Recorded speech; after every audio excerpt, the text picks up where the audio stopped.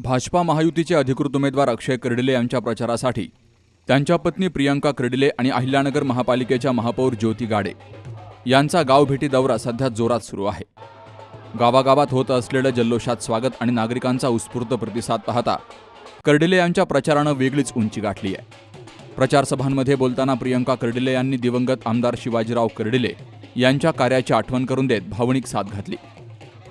स्वर्गीय कर्डिले साहेबांनी मतदारसंघात विकासाचा डोंगर उभा केलाय। उर्वरित कामं अक्षयदादांच्या माध्यमातून न सांगताही पूर्ण होतील।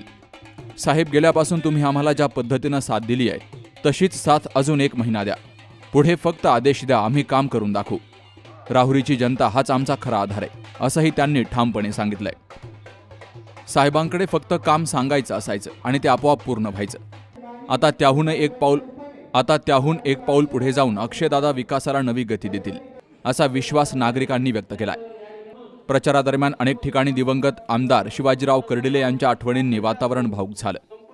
त्यांच्या कार्याचा उल्लेख होताच अनेकांच्या डोळ्यांत अश्रू दाटून आले।